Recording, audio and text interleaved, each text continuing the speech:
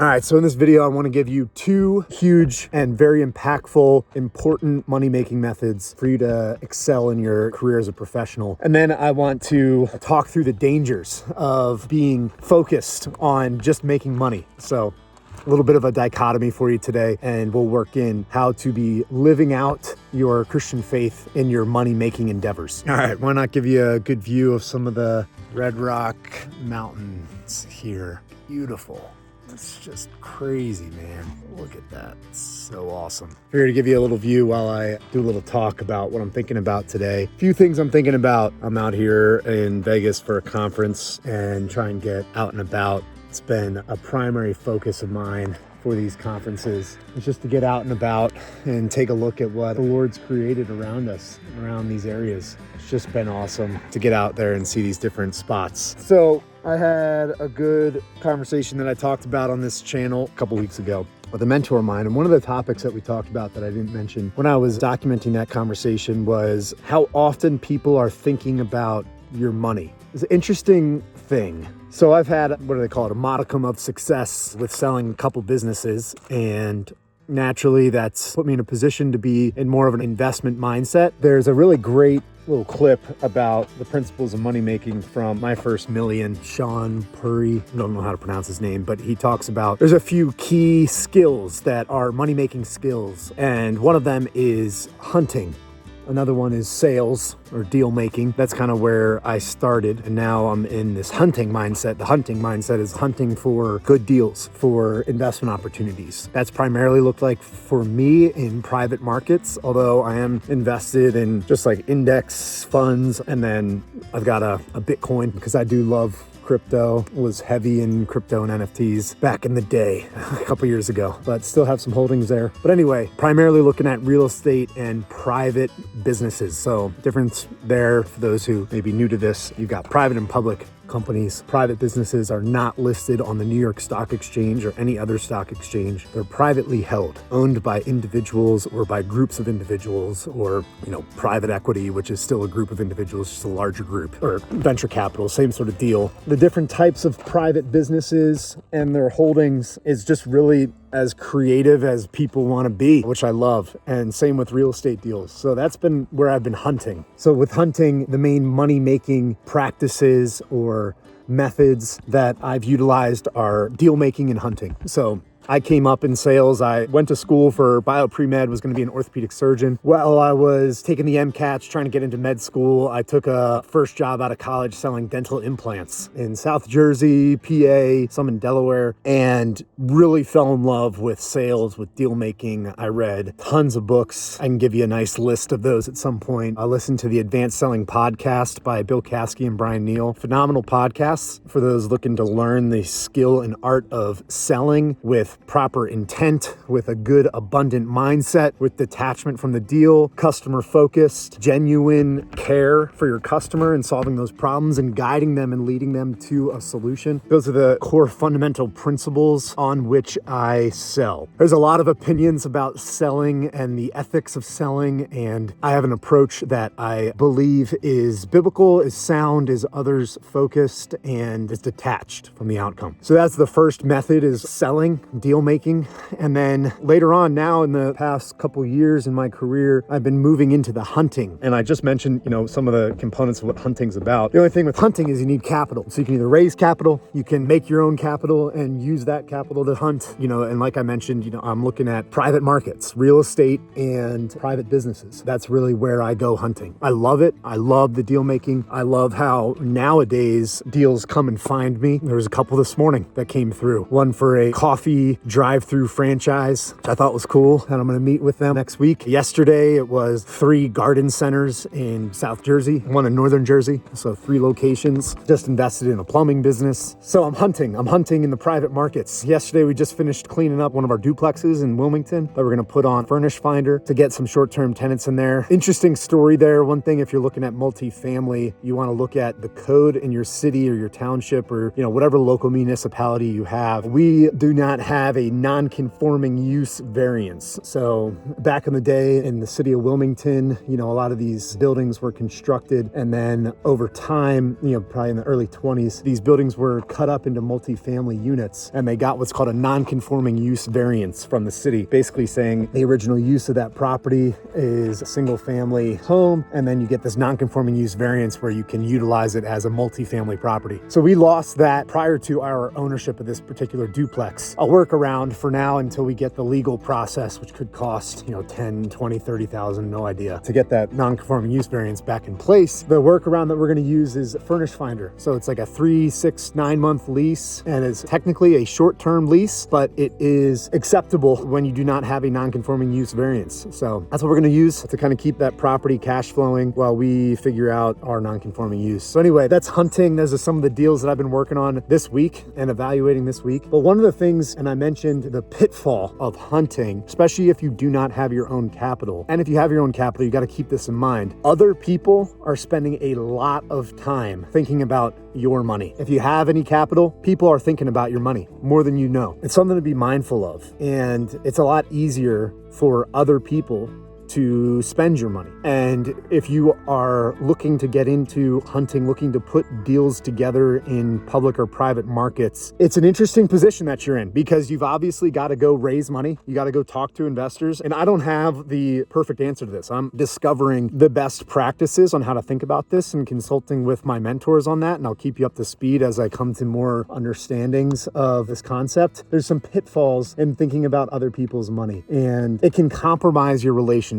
That's a big one. So I believe that business is a vehicle to live out our Christian faith in relationship with others. I think that's the primary focus for the purpose of building Christ's kingdom on earth, showing Christ's love to others through our business practices. I haven't been perfect on this. You can talk to some people I've worked with that have worked for the businesses that I own that I did not model this well. So I'll be the first to say that I don't have the answers with this, but I'm discovering them, and I'm pursuing Christ likeness, as John Mark Comer, I believe his name is, practicing the way. Be with him, be like him, do what he does. And as I bring that into the business world, that's what I'm looking for. So with hunting and thinking about other people's money, it's important that you don't covet their money, that you don't wish that you had it. That steals joy. It separates you in relationship from that other person. It reduces your reliance on God, and it does not honor that person or honor God by coveting their money, by wishing that you had their money. And believe me, I'll be the first to raise my hand and say that I've been a sinful human being in this area. So you have to root out that sin in your life and think about what the Lord would want in your life in that area. So I'd encourage you to be thinking through that. If you're going to get into hunting and syndicating other people's money, I'd encourage you to just think through how you're going to do that in a Christ-honoring method. And it's also like, if you have money, it's important to know that people are thinking about your money, and they're going to come to you with ideas. And I think the biggest thing that I don't think about is the opportunity cost of the decisions that I make. And the opportunity cost is the cost that you miss out on. So if I take path A, that means I can't take path B. The benefits of path B are the opportunity cost of path A. So let's give a real world example. Say there is a church plant from your church that they're working on, and they need the congregants of your church to put together an initial seed fund for that church plant. And say that fund is $50,000 to $60,000. So say you've got also an opportunity to go buy a single family home for $300,000, and you could either use $50,000 to $60,000 as a steward of that capital to either seed a church plant or to buy a single family home rental. And the opportunity cost of the church plant, the temporal, physical, cash flow opportunity cost of seeding that church plant is the revenue, the NOI, net operating income, the unlevered cash flow, even the levered cash flow from your purchase of that single family home, the appreciation of that home. So that home will increase in value. Say in 10 years, say that home's worth $350,000, $400,000, that $50,000 to $100,000 that you're missing out on appreciation of that home, the tax benefit and write-offs from that home. You have a depreciation schedule, they call it, where you can write off components of this home, like the HVAC system, the appliances, the building itself, write those off against your taxes over time. That could save you 5-10 grand, and then you could be cash flowing $400 to $800 a month on that door. So that's the opportunity cost of physical, tangible, it is true opportunity cost of seeding a church plant. And then if you go after that single family home, the opportunity cost of that is missing out on this church plant. And it's hard to quantify opportunity cost, and oftentimes it can lead to paralysis, but you have to think about stewarding that. And as people come to you with ideas, you have to think about, how am I going to steward the capital that the Lord has entrusted to me for this time? There's the parable of the talents, where a ruler was leaving his sort of domain, I believe it was a vineyard, and there were 3 servants that he had that he gave. It was a talent at that time. That's what they called the form of currency. So let's call it $1,000 is 1 talent. So the first guy, he gave $1,000. Second guy, he gave $3,000. Last guy, he gave $10,000. The first guy dug a hole and buried that $1,000 so that he didn't lose it. The second guy invested that $3,000. And then the third guy invested that $3,000. And the summation of that parable was, invest and bear fruit for what you're entrusted with. And, when he came back, the second and third servants had doubled his money. And the first servant had obviously not made any money at all. And according to inflation, which nowadays is anywhere from 3 to 7% per year, it's actually losing money by digging a hole and putting that money in the ground. So he was not being a good steward of that money. That's like savings. We're called to be stewards and to invest and to grow what the Lord has entrusted to us. That's what that parable is laying out. And that's what Christ encouraged us to do with our money. So it's a good thing to evaluate deals, evaluate opportunities, to partner up with good people, pursue flourishing of those people, both in the temporal and the eternal. Those are good things, and the Lord will teach you a lot in that. But it's important for you to keep in mind, as other people are thinking about your money, as other people are bringing those deals to you, or if you are one of those people that are thinking about other people's money and bringing deals to them, you got to remember that you've got to be a steward. That's the goal, is stewardship for the eternal kingdom. I'll try and bring you through some of the tactics of how I worked that out, but those are the pitfalls of your money-making approaches and all those things that you're looking for in business. From the money and the financial standpoint, stewardship is the big thing. So that's what I got for you today. Bow low.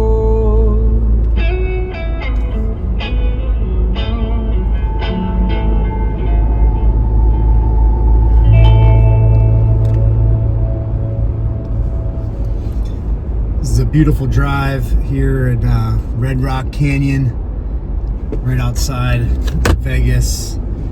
Whenever I come out to Vegas, I immediately try to get out of the lights and glitz and glam of that city and get into God's creation, His beautiful creation here. Oh man, there's some beautiful trails throughout Red Rocks Canyon. If you ever get the chance, highly recommend hiking them. I have hiked, I believe, the Sandstone Quarry, and last year I did that hike, and it led to a beautiful opening where I was able, it's an out and back hike, probably took 45 minutes or so, and I ran a lot of it to kind of get some exercise in, but it opens up at the end to this beautiful sunrise in the mountains there. I brought a little portable coffee, like camping coffee maker, and tried to start a little fire and make some coffee. Didn't quite work out, but was able to spend some time reading the Word, overlooking the beautiful mountain view after that hike. Wherever I go, I try and get out into nature. I think that's been a staple, especially for these. Look at that rearview mirror look. It's beautiful. Especially for these trade shows in these random areas. Try and get out there and take a look at what's going on out there. So this is Red Rocks Canyon in Vegas. It's awesome. Got more coming for you today.